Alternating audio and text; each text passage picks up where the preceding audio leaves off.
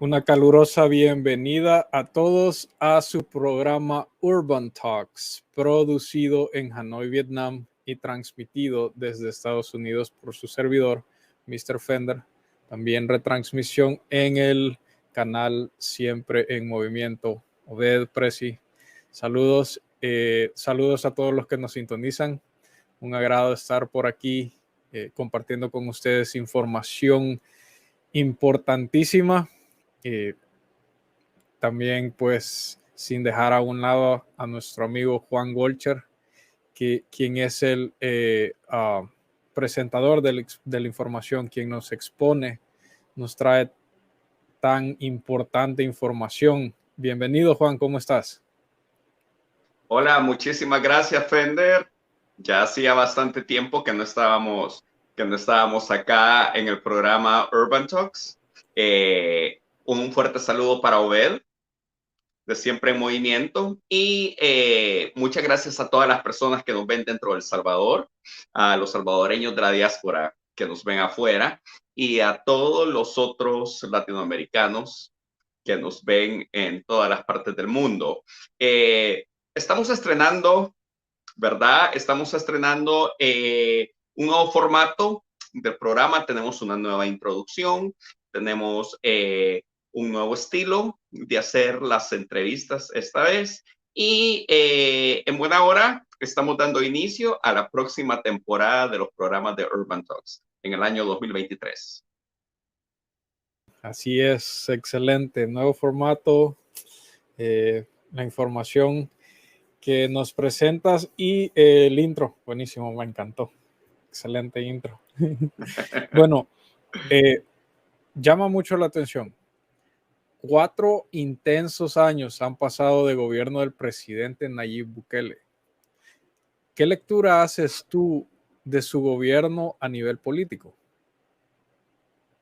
A ver, yo creo que para hacer una elaboración sencilla lo podemos manejar en tres aspectos muy importantes. Yo creo que es el desmantelamiento del sistema político interno, el cambio de política exterior y el apoyo popular.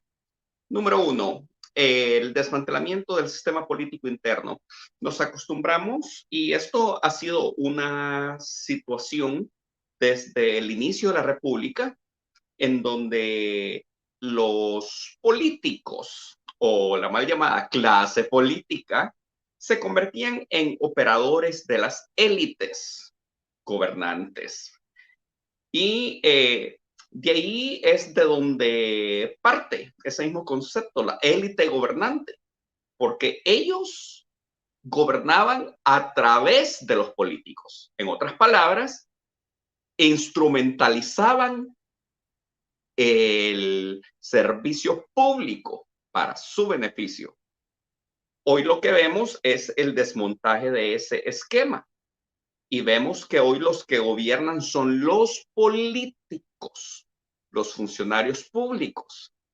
Como eso no gusta a las élites, entonces ahí es donde vienen las acusaciones de dictadura, entendiendo que las élites también son ciudadanos con derechos dentro del espectro democrático.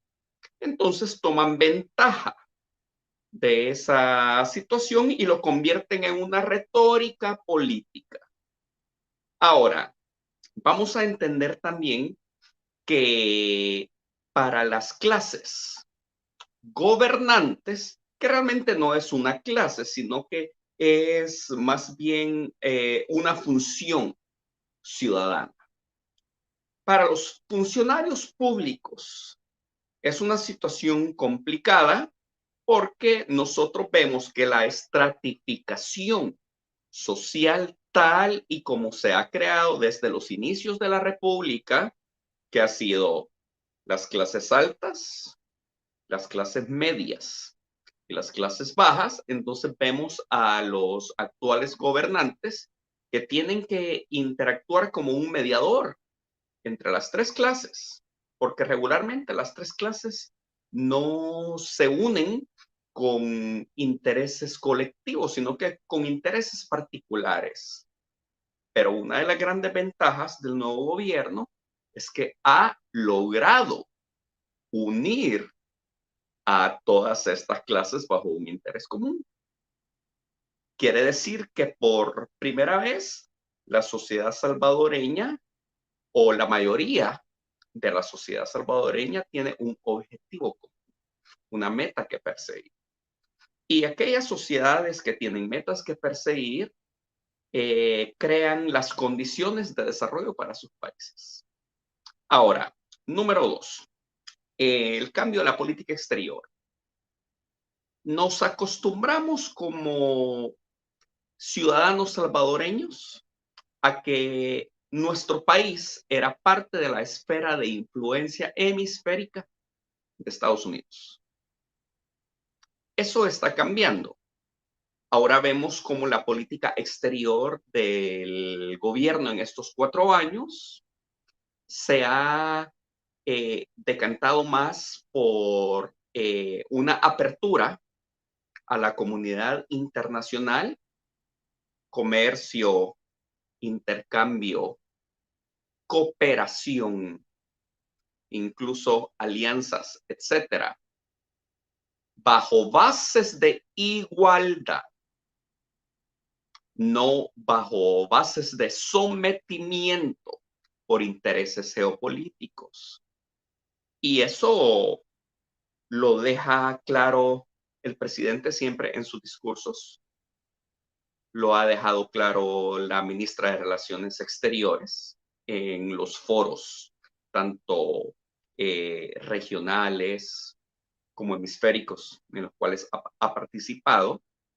Y lo ha dejado muy claro la embajadora de El Salvador en los Estados Unidos. Lo ha dejado claro el vicepresidente ante los medios de comunicación. Por lo tanto, ese es un cambio radical.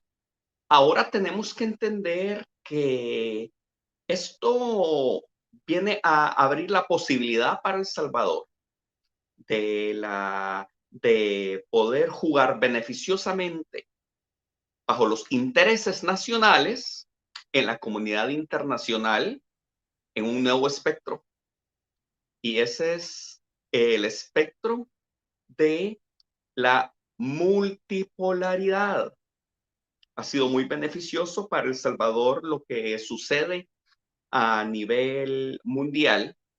Bueno, yo creo que de todos es sabido que estamos evidenciando el desmontaje de la unipolaridad, del orden mundial como lo conocíamos, y ahora estamos presenciando la construcción de un nuevo orden, que es el nuevo orden multipolar, donde la existencia de varios polos como Estados Unidos, la Unión Europea, como Rusia, como China, la India, abre muchísimas más posibilidades, no solo El Salvador, sino que a toda Latinoamérica y a todos los países del sur global,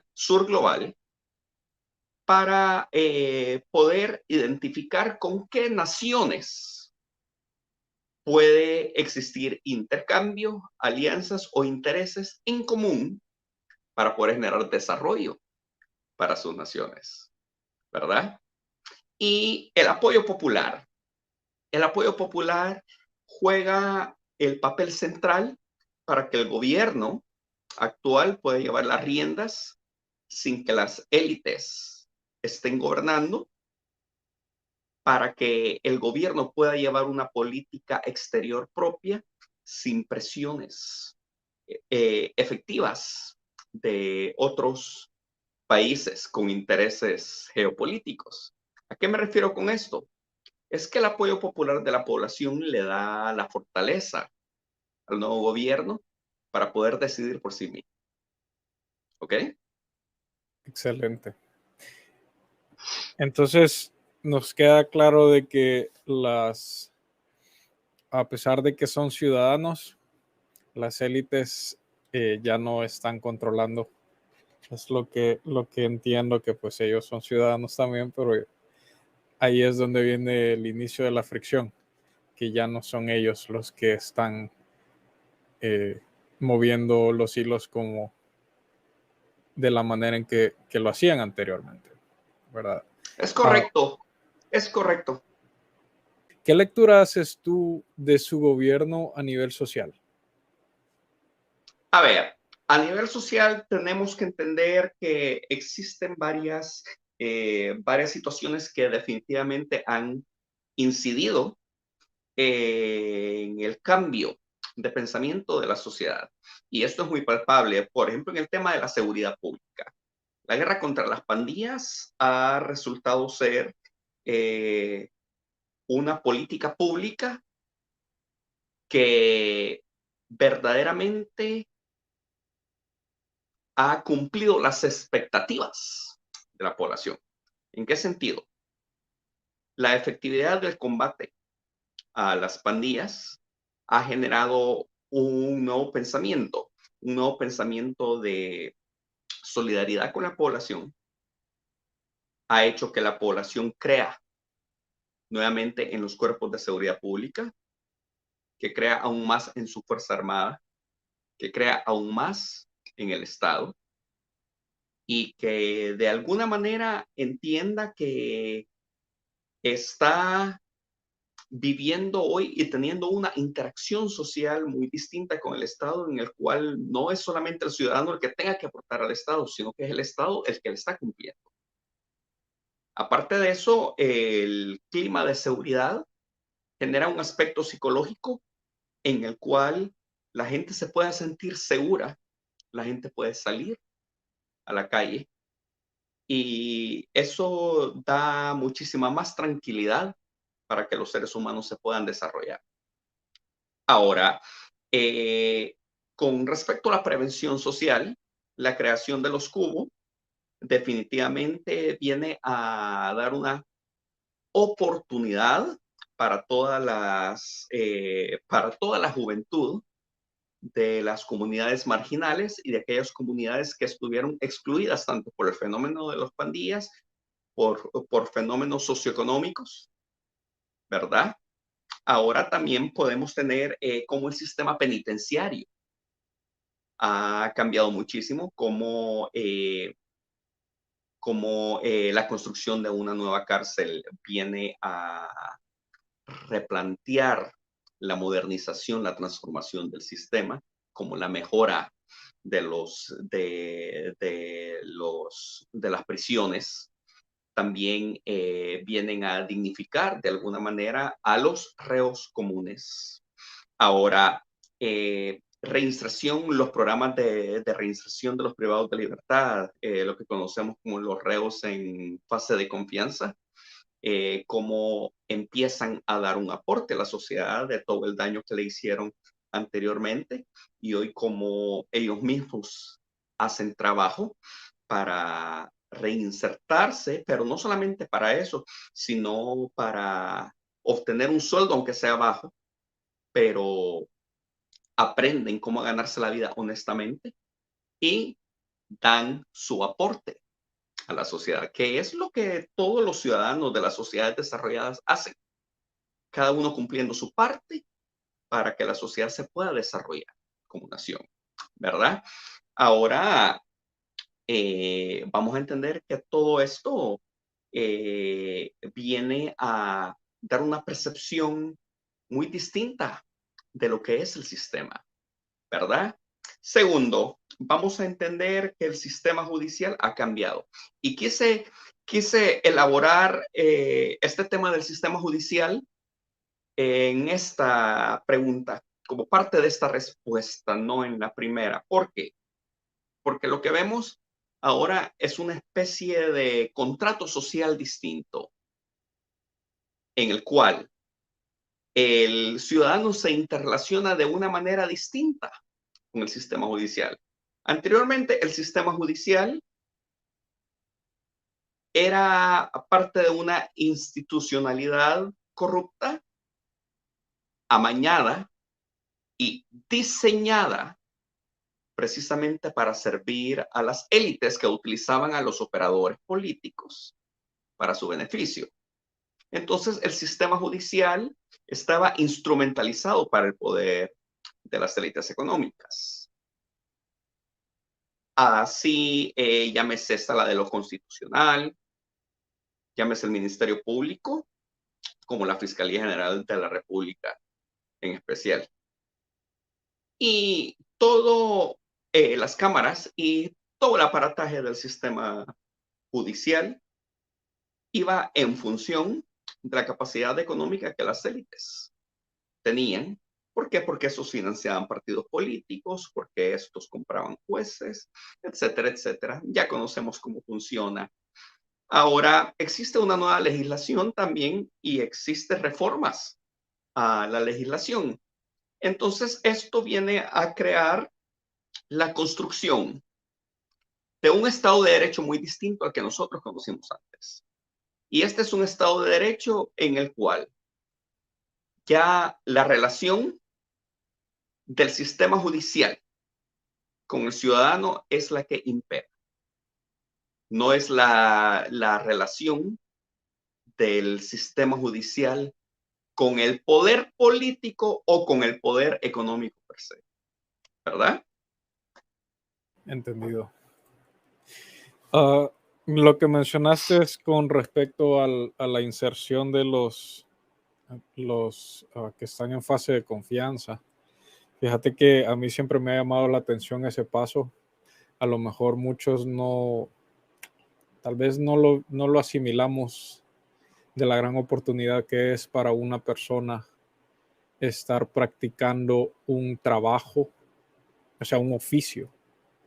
Y yo te lo digo porque en mi campo, pues es remodelaciones, es trabajo físico, es trabajo que Claro. la experiencia de tu mano de obra es lo que te da calidad, y la experiencia nada más la agarras practicando una y otra vez. O sea, haciendo Claro. y eso ellos lo están teniendo, o sea, están practicando, están aprendiendo. Yo pienso de que esa es una gran oportunidad para una persona para poder reinsertarse a la sociedad. Pienso de que salen con una muy buena herramienta. Esa experiencia les va a servir de mucho. Es correcto. ¿Qué lectura haces tú de su gobierno a nivel económico? A ver, a nivel económico, yo disto mucho de la concepción que tiene la oposición y los ciudadanos opositores en general en este tema. La disminución, bueno, el combate a las pandillas como un efecto secundario ha creado la disminución de la renta. Por lo tanto, ahora nosotros lo que empezamos a ver, y yo lo pude ver hace un par de meses que estuve en El Salvador, que se está fomentando nuevamente el emprendedurismo, porque ya nadie va a venir a cobrarle renta ilegal a los ciudadanos. Y eso está creando que este emprendedurismo tenga una capacidad posterior en el futuro de convertirse del sector informal al sector formal. Esto se traduce en nuevos impuestos para el gobierno, lo que se va a traducir bien administrado en obras para la sociedad salvadoreña. Pero al mismo tiempo, la vitrina legal para los emprendedores para que su gobierno prospere. Ahora, la mejora en la seguridad pública hace que exista más inversión de compañías internas y también la inversión extranjera. El Salvador, poco a poco, tal como lo veo yo, se está convirtiendo en un polo de desarrollo regional. ¿Por qué? Porque ningún país de la región, ni siquiera Costa Rica, ni siquiera Nicaragua, con la mano dura, tienen ese clima de seguridad que hoy El Salvador tiene. Ahora, el Bitcoin, aunque la oposición lo ataque y aunque algunos ciudadanos no comprendan cómo funciona todavía o tengan sus dudas de si utilizarlo o no, o lo critiquen, el Bitcoin abre la oportunidad de hacer un negocio y de ganar para quien aprende a usarlo. Abre la oportunidad de hacer una inversión segura para quien aprende a usarlo. Y algo muy importante, tal como lo estuve explicando el año pasado, abre la oportunidad para el gobierno para comerciar internacionalmente con una moneda que no sea el dólar. Porque si nosotros entendemos que la posición de hegemonía mundial de Estados Unidos está tambaleando fuertemente, entonces comprenderemos que si las cosas se le llegan a salir de control a un gobierno demócrata, entonces es muy probable que pudiera tratar de imponer sanciones sobre el dólar, precisamente para obligar a aquellos países que comercian en dólares en el extranjero a nuevamente entrar dentro de su esfera de influencia y así contener la construcción de un mundo multipolar. ¿Me doy a entender? Entonces, ¿eso es beneficioso o es uno de los beneficios que, dadas esas circunstancias, podrían servir para el gobierno salvadoreño? ¿Verdad? Ahora, nadie lo dice porque tal vez no conocen mucho el tema, pero se ha especulado tanto y muchos sectores hablan sobre la preocupación existente de que el Fondo Monetario Internacional no le quiere prestar a El Salvador, que el Fondo Monetario Internacional presiona al gobierno de El Salvador para que elimine la implementación del Bitcoin como una moneda de curso legal y por otras políticas económicas que el gobierno ha tomado. Pero la construcción de un mundo multipolar y el surgimiento de más naciones que se quieren unir al bloque BRICS, que es la unión comercial y financiera original de Brasil, Rusia, la India, China, Sudáfrica, y hoy, como vemos con el surgimiento del petroyuan, como Arabia Saudita quiere unirse, como Sudán quiere unirse, como Egipto quiere unirse, como Siria quiere unirse, como Argentina está a punto de unirse como países del sur global o países en vías de desarrollo quieren unirse. Entonces vemos que el Banco de Desarrollo del BRICS va a empezar a crecer. Y a falta de un Fondo Monetario Internacional que le puede dar apoyo financiero a El Salvador, en un futuro vamos a tener el Banco de Desarrollo del BRICS. Esas son cuestiones que la gente no sabe, pero que el haberse abierto a la comunidad internacional y manejar una política exterior no hegemónica le permite a El Salvador, y eso es gracias al gobierno. Ahora, en el plan de antievasión fiscal, lo que vemos es que ahora las empresas tienen que pagar los impuestos tal y como debieron haberlo hecho desde un principio, y eso genera más ingresos al Estado y el Estado puede pagar deudas contraídas o invertir más en el desarrollo social.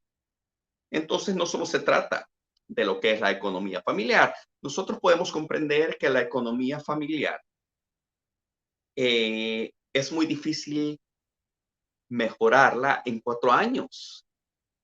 Y apelo a las palabras que una vez mi padre me dijo cuando yo todavía era muy inexperto en el tema político. Y él me dijo, en las situaciones políticas surgen líderes, pero en las malas situaciones económicas surgen personas pensantes, que es bastante distinto. Un líder a una persona pensante es distinto. Por lo tanto, lo que estamos viendo nosotros es que el COVID,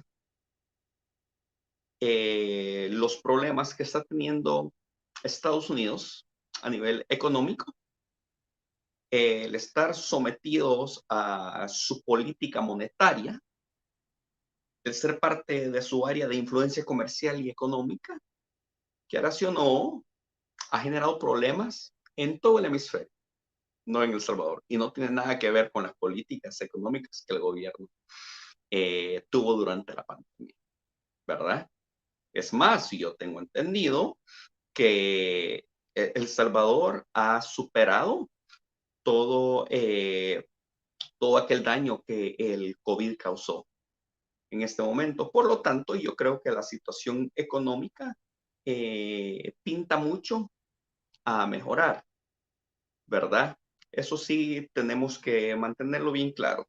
No solo se trata de la condición económica familiar, no, sino que hay que verlo en un espectro macro, ¿verdad? Entendido. Ah, bastante interesante lo que dijiste del líder y de la persona pensante. Me gustó. ¿Me lo podría repetir, por favor? Sí, en las situaciones de confusión política o de convulsión política surgen los líderes. Pero en las malas situaciones económicas no surgen líderes, sino que solamente personas pensantes, Excelente. ¿verdad? Me gustó Porque bastante. nadie va a venir de su cartera a sacar el dinero, vaya, tengan, aquí está todo el dinero que necesitan, Sí, ¿verdad? entiendo. Ahora, con respecto al informe a la nación del cuarto año de mandato del presidente, a tu juicio, ¿qué es lo más destacable de él? Ok, perfecto.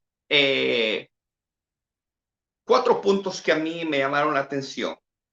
Aparte del informe y algunas cuestiones durante el mandato del presidente Bukele que ya tocamos, ¿verdad? En el plano político, económico y social, y en el plano de política exterior. Yo creo que lo que podemos resaltar es, número uno, el cambio o la redistribución de la división política administrativa. Eso es bien importante.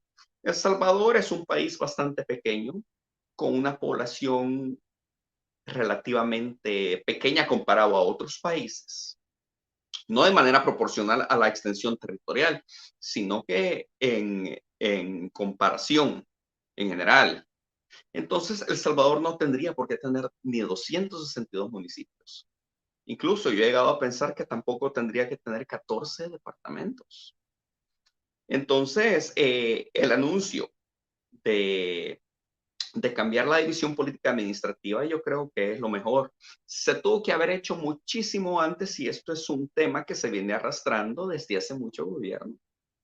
Pero no es fácil hacerlo cuando un gobierno no dispone de la popularidad, como han sido los gobiernos anteriores, de la popularidad total o imperante, o cuando existe una oposición, que valga la redundancia, se opone.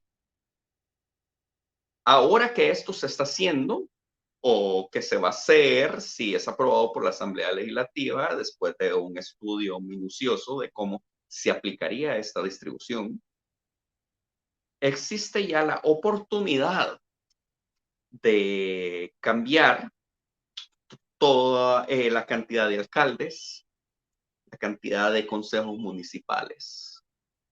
Estamos hablando de 44 alcaldías de 262 que existían. Estaba viendo las noticias que eso aproximadamente le quitaría una carga presupuestaria de 250 millones de dólares anuales al Estado.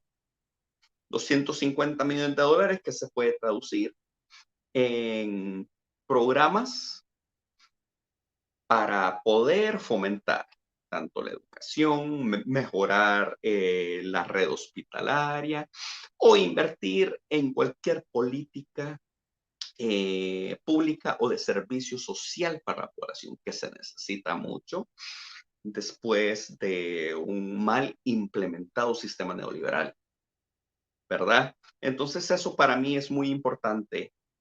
Ahora, para la oposición, esto es dañino y los tenemos que entender, primero tenemos que dividir, y esto la población tiene que saberlo.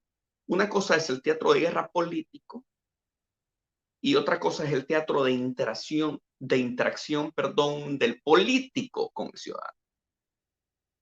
Pues para ellos, en el teatro de guerra político no es beneficioso.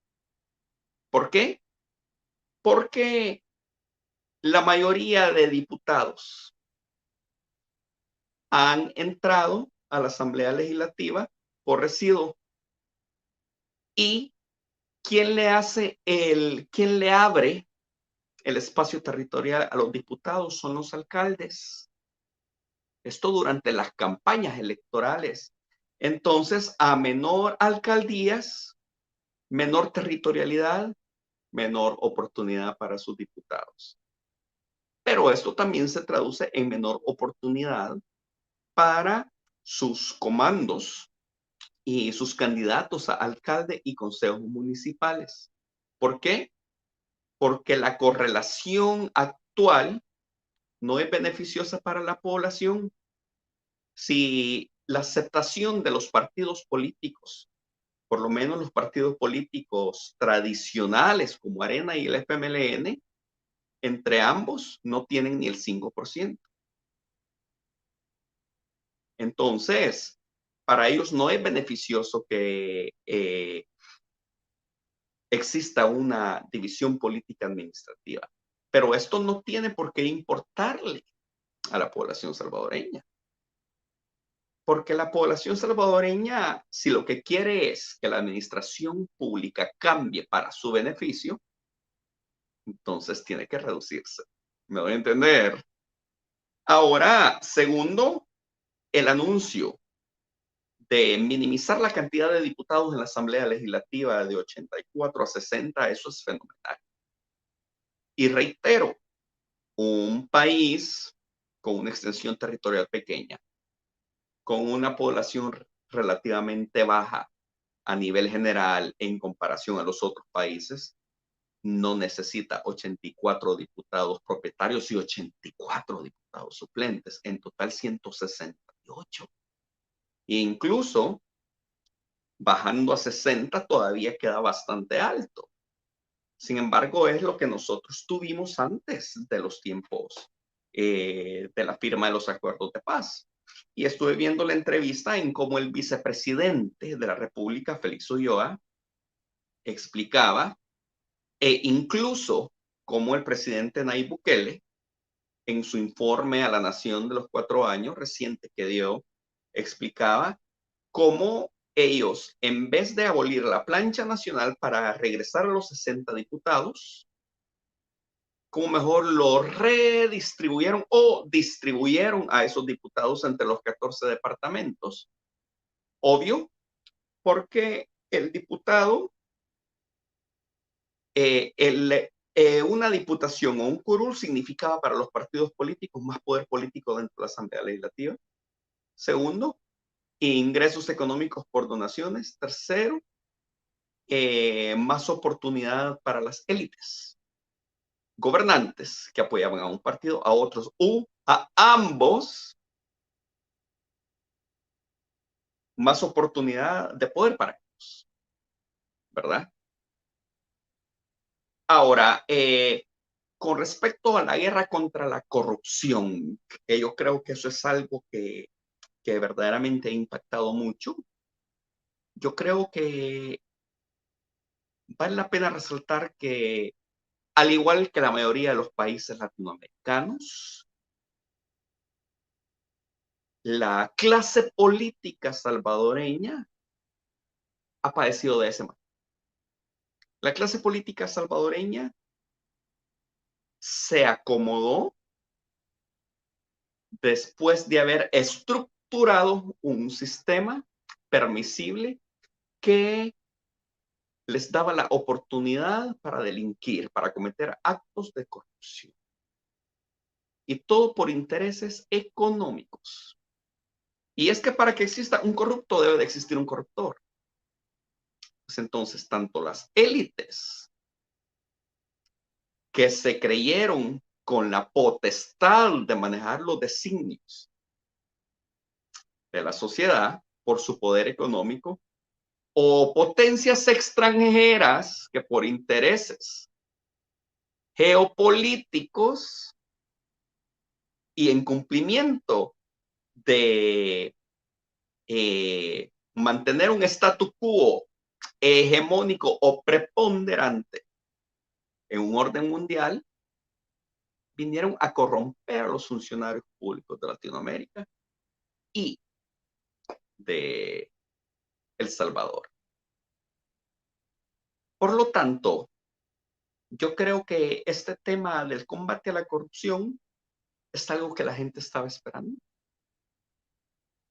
Y es que a mayor corrupción, a mayor desfalco al Estado, a mayor robo de dinero, eso se traduce en menor inversión en la sociedad, se traduce en estados débiles, en no poder cumplir los compromisos financieros internacionales.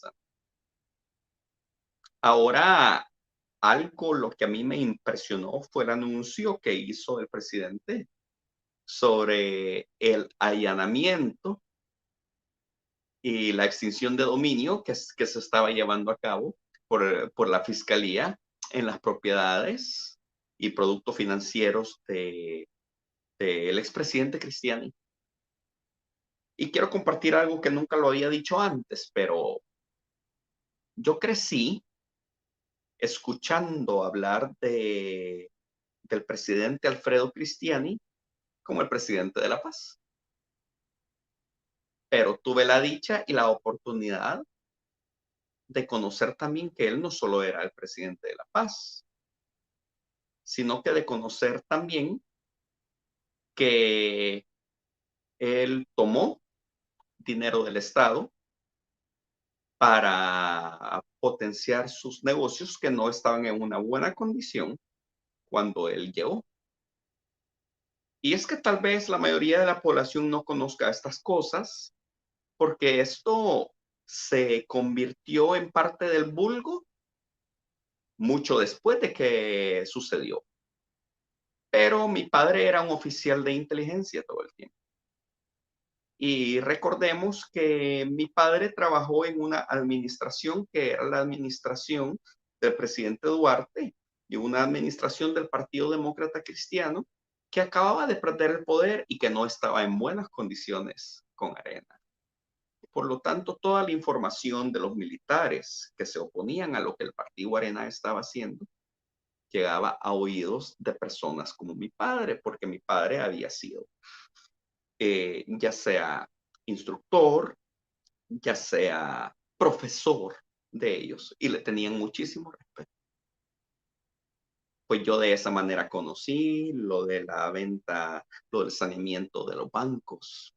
Yo de esa manera conocí sobre la recapitalización de la droguería Santa Lucía y de cómo hicieron que la droguería fuera la que vendiera los medicamentos a nivel nacional, o sea, Cristiani valiéndose de su cargo para mejorar su negocio. Yo conocí sobre cómo manipularon al agro y especialmente el tema del café para beneficio de él y de cierto grupo. Y una de las situaciones de las cuales no toda la gente habla porque les da temor y algo de lo cual yo no puedo dar fe, entonces no representa una opinión mía, sino que una opinión de muchísimas personas que lo conocieron, es sobre su involucramiento, su involucramiento en temas de narcotráfico también. No lo sabemos. El resto de su corrupción sí la sabemos. Entonces, es ahí donde una vez a mí me preguntaron, en una entrevista internacional reciente, me preguntaron, ¿cuál es la base histórica de Arena? Pues la base histórica de Arena es la base ideológica, capitalista, neoliberal, nacionalista. Pero esa base, ya cuando el mayor Dawson muere, esa base se transforma en una base globalista, ya no nacionalista, neoliberal caníbal con concentración de riqueza excesiva y con una retórica política basada en el aire. ¿Por qué? ¿Por qué en el aire? Porque se vendía un efecto rebalse que nunca existió, sino que más bien lo que verdaderamente estaba existiendo. Y eso fue promovido por el expresidente Cristiani, ¿verdad? La concentración de riquezas. La minimización del Estado, precisamente para descentralizar todo el producto estatal y que empresas privadas vinieran a suplir la necesidad del producto estatal y que el Estado se los comprara. Háblese telecomunicaciones, háblese seguridad privada, háblese comida y suministros, háblese medicamentos, etcétera, etcétera. ¿Verdad? Otro de los temas importantes con Félix Alfredo Cristiani es el hecho de que Alfredo Cristiani verdaderamente sí tenía conocimiento del asesinato de los jesuitas antes de que sucediera. El tema es de que Félix Alfredo Cristiani había llevado a su alto mando a personas que pertenecían a su círculo de confianza, pero les tenía que dar algo a cambio. La gente de la Tandona. Gente que posteriormente se veía entre la espada y la pared porque ni sus superiores en el ejército los querían por corruptos. Y después, la misma gente de Arena no los quería porque los empresarios de Arena le tenían miedo a los militares. Pues entonces, el que se haya perpetrado la masacre o el asesinato de los jesuitas era la estrategia perfecta para involucrar, para que los empresarios o las élites involucraran a la Fuerza Armada, ¿verdad? Para mancharlos y luego acelerar su desarticulación para que la comunidad internacional y las Naciones Unidas juzgara al ejército salvadoreño. Y para tener ya la excusa ante un FMLN y los acuerdos de paz para poder desarticular tanto los BIRI como cuerpos de seguridad pública. Minimización del personal administrativo y minimización del ejército. ¿Y cómo le llamaron a eso? Ah, es que hoy que la paz existe, entonces hoy ya no necesitamos un ejército. ¿Verdad? Entonces, Cristiani tuvo muchísimo que ver con esto. La mayoría de personas no saben esto porque no vivieron en ese medio. Yo me siento privilegiado de haber podido absorber todo ese conocimiento y hoy trato de compartirlo con ustedes, ¿verdad? Y sí, es bastante valioso tener esa parte para poder pues dar la información de primera mano, saber qué es lo que estaba pasando detrás de cámara. Yo he leído a varias personas específicamente ahorita que pasó esto con lo de Cristiani decir, no sé si has visto tus comentarios de este tipo, pero ellos dicen, sí, es cierto, se privatizaron muchas cosas, pero gracias a eso el país no cayó en una situación de crisis. Yo no tengo pues memoria sobre eso, no tengo información sobre eso, pero ahorita que te estoy escuchando a ti hablar de cómo pues él creó la situación para que el país necesitara de pues comida, cosas que se necesitaban, materia prima, entonces ya también él tenía listo a los que iban a proveer Entonces no era que el país lo necesitaba, era que él creó esa situación para que eso pasara. Eso es lo que entiendo, ¿verdad? Es correcto. Aparte de eso, de que la mentalidad de la época era el desmontaje del sistema de bienestar y la implementación del neoliberalismo.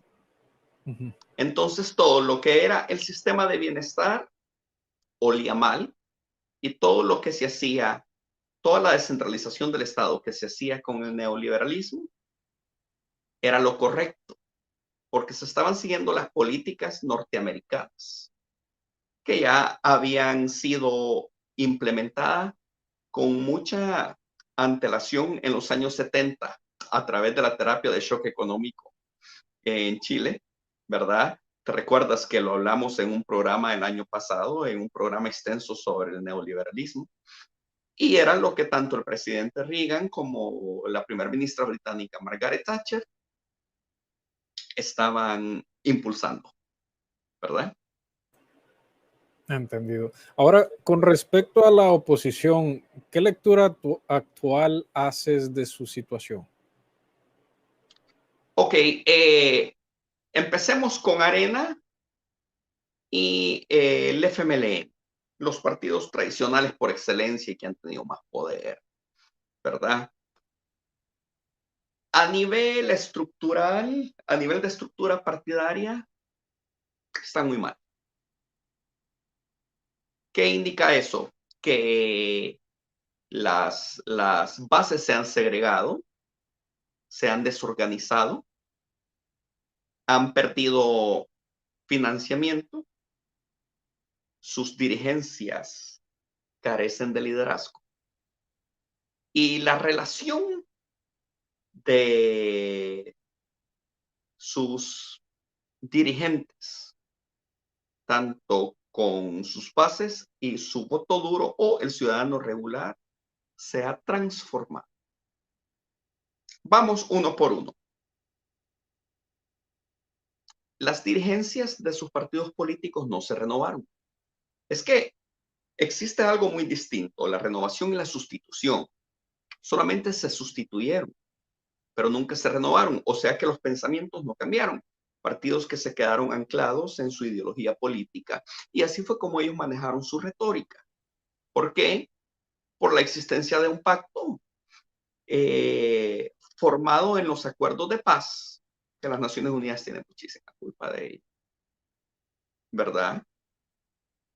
Un pacto de no agresión física y un pacto de jamás hacer la guerra, que aparentemente era beneficioso para la sociedad, pero que estaba creando una partidocracia o la dictadura partidaria para generar la corrupción y seguir beneficiando a las élites. Arena se enfrentó a una situación interna muy dura y esto no es algo nuevo, sino que Arena, la primera vez que pierde la presidencia, cuando gana Mauricio Funes, ¿verdad? Se enfrentó a una dura realidad. Y es donde empezaron a salir a la luz los problemas existentes dentro de su estructura. ¿Cuáles serán estos problemas? ¿O cuáles siguen siendo? Es el enfrentamiento histórico que han tenido los fundadores del partido con empresarios y las nuevas generaciones del partido. Unas nuevas generaciones que han querido implementar nuevas ideas, pero que no tienen liderazgo. Nuevas generaciones que han sido penetradas por hijos u operadores políticos de las élites para romperlas internamente. Fundadores que no lograron evolucionar con su pensamiento, que se quedaron anclados en la época de la Guerra Fría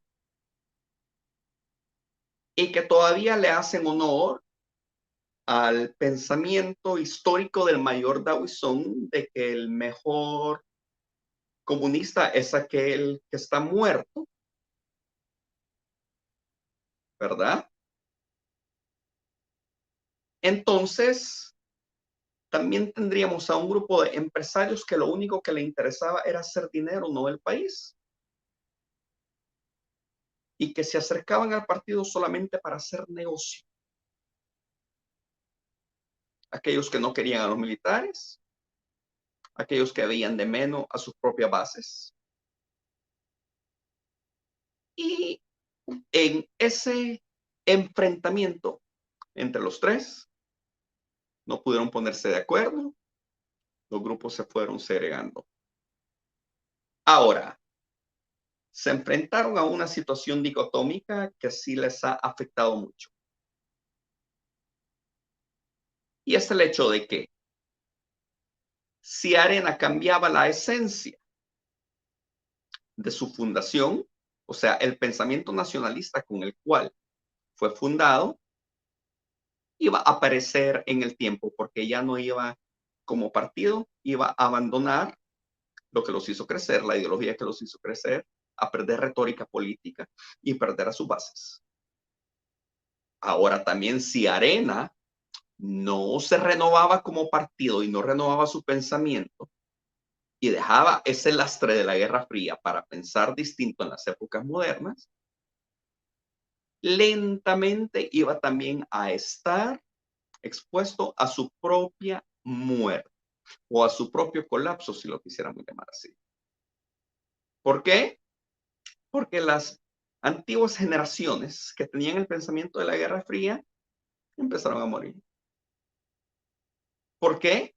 Porque ya el pensamiento de la Guerra Fría ya era historia, ya era pasado, ya no estaba a tono con la realidad que se empezaba a vivir. Por lo tanto, en ambas situaciones, Arena estaba mal. Si se implementaba el primero, se perdía la gente joven. Y ese pensamiento imperó tanto en los primeros gobiernos que Arena empezó a perder su juventud. Entonces ya para el joven ya no era atractivo Arena. Pero posteriormente, cuando las juventudes y los empresarios empezaron a agarrar el partido, entonces ya los fundadores y la gente mayor ya no quería apoyar deliberadamente al partido. Entonces aquellas familias tradicionales ya no querían financiar el partido. Entonces el partido quedó solamente en manos de empresarios que hicieron con el partido lo que quisieron. Con el tema del FMLN, el FMLN aprendió a hacer negocio. Las dirigencias del FMLN entendieron que estaban en el lugar correcto para poder hacer negocio y que ya el pensamiento ideológico de la Guerra Fría ya había quedado en el pasado porque, número uno, ya no se podía implementar de manera romántica. La Unión Soviética ya se había desintegrado. Eran parte, El Salvador era parte totalmente de la esfera de influencia norteamericana. Entonces, tenían que montarse en el tren del neoliberalismo, a aceptarlo aunque no quisieran, pero beneficiarse. Todas estas cosas, y como lo dije anteriormente, las faltas de liderazgo, han hecho que el partido pierda su relación con la gente, porque se ha descubierto. Ahora, otro tema importante es la retórica política. Han perdido retórica política, porque la manera en que ha evolucionado la sociedad salvadoreña, que ahora tiene muchísimo más criterio político que antes, con la llegada del presidente Bukele se rompen esos paradigmas de derecha a izquierda. Y ni tampoco se podría considerar centro, porque no es ni democracia cristiana, no es ni socialdemocracia tampoco. Entonces, con el pragmatismo político que el gobierno implementa y que la retórica del gobierno actual también es una retórica pragmática, entonces, que para unos tiene mucho de derecha, que para otros tiene mucha de izquierda, pero que al mismo tiempo no tiene ninguno de los dos, que podría tener, a mi manera de ver, y a través de un estudio politológico, podría tener similitudes a al transformismo político, del cual tanto habla Gramsci, que fue implementado en la época de Giolitti en Italia, ¿verdad? Y que yo a esta nueva etapa de transformación le he querido llamar el neotransformismo político. Entonces, la retórica ideológica de Arena y del FMLN ya no tiene peso. Entonces, ¿qué es lo que le toca hacer a los partidos políticos tradicionales, como esos dos? Le toca utilizar el paraguas. ¿Qué es el paraguas? Es que ellos entienden que en el teatro de guerra político tienen a un gobierno enfrentado contra ellos y ellos al mismo tiempo tratando de sobrevivir al embate del gobierno. Entonces ellos transmiten la necesidad de subsistencia a la población. Y es ahí donde nosotros veríamos a las diputadas del FMLN y a la conferencia de prensa que dieron los diputados de Arena después del informe a la Nación, donde decían y hacían un uso desmedido y una sobreutilización y una sobreinstrumentalización del clamor social al decir, es que la población salvadoreña quiere saber esto y el gobierno no da respuesta. Es que la población salvadoreña busca respuestas sobre eso y el gobierno no lo hace. Es que la población salvadoreña demanda que no mientan. La población salvadoreña no es la que demanda. Ellos son los que están demandando eso del gobierno. Pero en el teatro de guerra política al gobierno no le interesa responderles a ellos porque no tienen ni la moral, no tienen ni el poder político para dañar al gobierno. ¿Me voy a entender? Entonces, el agua que les cae a ellos se ponen un paraguas y empieza a resbalar por los lados y cae sobre la población. Pero esa es una estrategia maltrecha, esa es una estrategia cínica de la oposición. Ahora, con respecto a partidos pequeños, como Nuestro Tiempo, Vamos, País y otros que he visto que están surgiendo ahí y que están queriendo hacer una alianza. Vamos es una extensión de un pensamiento de una sociedad civil ya bastante deteriorado. Claudia Ortiz ha sido identificada con Roberto Rubio de Funde, quien es alguien señalado por haber recibido sobresueldos. Entonces ya es un partido que yo siento que nació muerto, precisamente por la persona que llegó a representarlos. Si hubiera llegado alguien más a representarlos con un padrino político limpio, hubiera sido distinto. Pero lastimosamente las circunstancias así les jugaron a ellos. Ahora Nuestro Tiempo no es su tiempo. ¿Por qué? Lastimosamente Nuestro Tiempo de entrada se mancharon de una agenda globalista e internacionalista como la promoción de los derechos LGBTQI+. La población salvadoreña en su mayoría es una población conservadora. Más bien no es una población homófoba y que se respeta a las personas sin importar su inclinación sexual. Sin embargo, tampoco quiere su promoción. Entonces, Nuestro Tiempo está ligada a la promoción de este pensamiento. Pensamiento de las sociedades abiertas, un pensamiento de George Soros, un pensamiento del Partido Demócrata que no tienen absolutamente nada que ver con la democracia, ni con la institucionalidad, no, ni con el Estado de Derecho, no tiene absolutamente nada que ver con eso. Tiene que ver con la promoción de un sentimiento de su liderazgo. Johnny Wright. Independientemente de lo que esté promoviendo, es un partido muy ligado a las mismas élites que dieron vida a Arena. Y que hoy la mayoría ya están divorciadas del partido Arena, pero que otras todavía los apoyan. La candidatura para esta alianza opositora, que están haciendo entre los partidos. La candidatura del ex capitán Luis Parada. A ver, yo no lo conozco personalmente.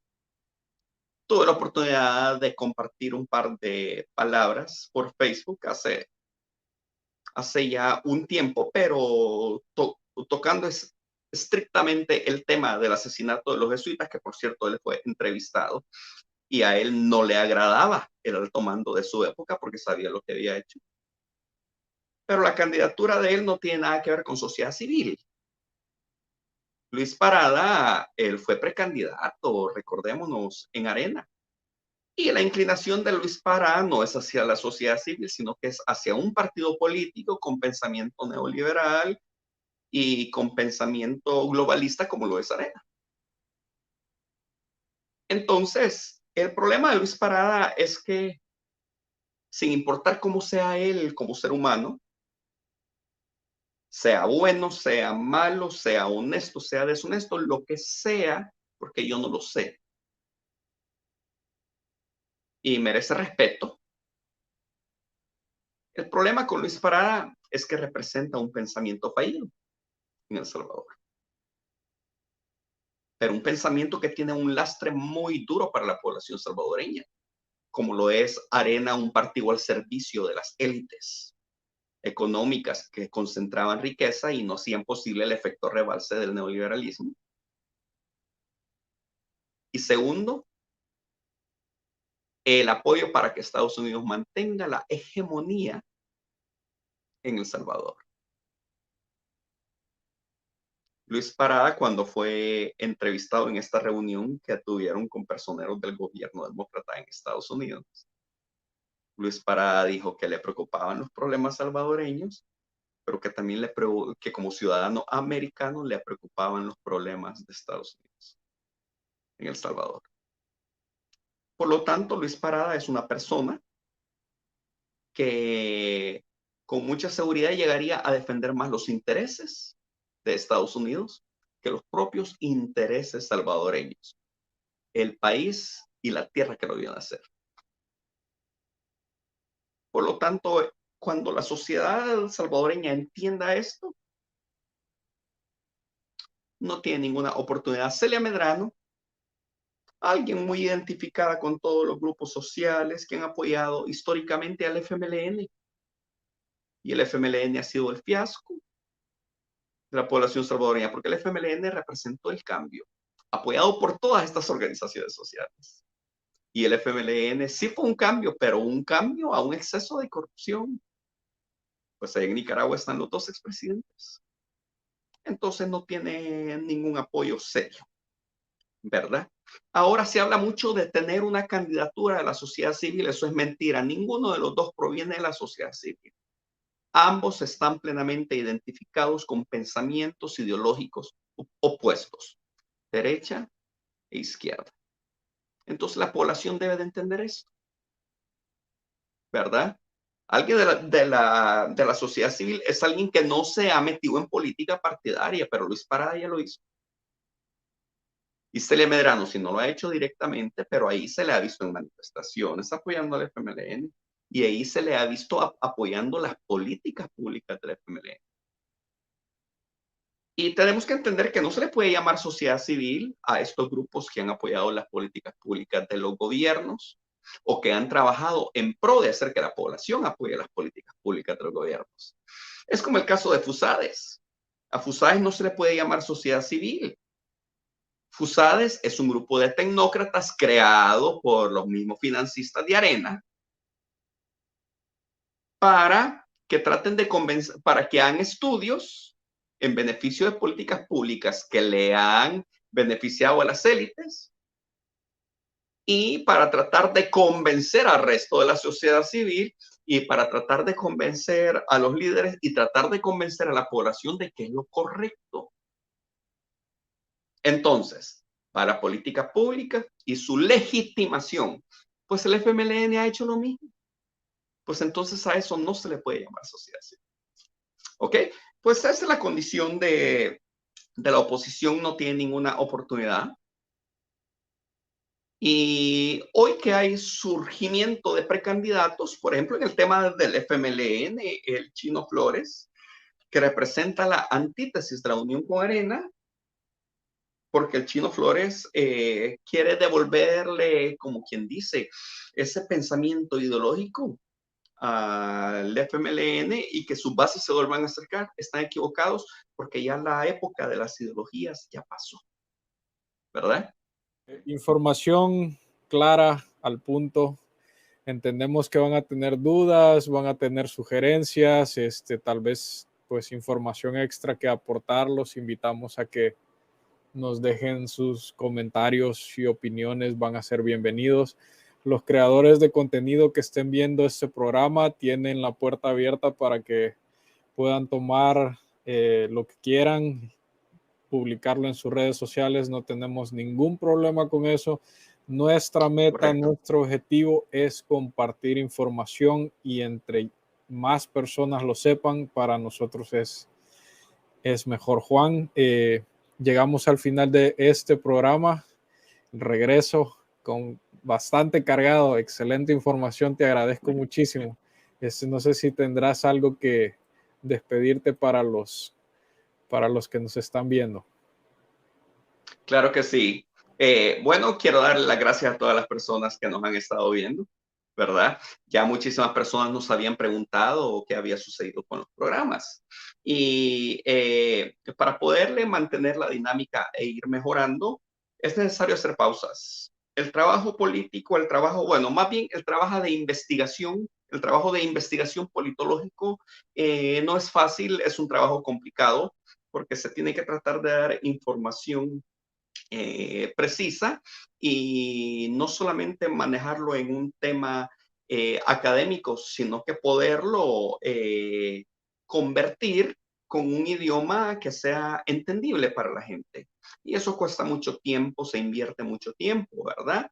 Entonces, la nueva modalidad de Urban Talks es poder tener una entrevista en vivo una vez al mes y poder generar un programa especial, no en vivo, sino que pregrabado, una vez al mes también, ¿verdad? Pueden seguirme si ustedes quieren enterarse un poco más de lo que es información tanto a nivel de política nacional como geopolítica, que es muy importante porque la geopolítica nos afecta mucho a todas las naciones del sur global y a todas las naciones en vías de desarrollo, ¿verdad? Pueden seguirme en mi cuenta de Twitter, @JuanGolcher1. Y ahí pueden escribirme y yo siempre, en la medida de lo posible, yo siempre contesto, ¿verdad? Estoy para servirles. Muchísimas gracias. Un fuerte saludo desde Hanoi, Vietnam. Excelente, muchísimas gracias a todos los que nos han sintonizado en vivo, saludos a los que nos van a ver en diferido, saludos a Obed, al Prezi, que también pues nos presta su plataforma. Un abrazo, Obed. Parte del grupo. Es un gran apoyo, muchísimas gracias, vamos a estar pendientes, redes sociales para nuestro próximo programa y pues se les quiere mucho. Un abrazo. Chao. Hasta pronto.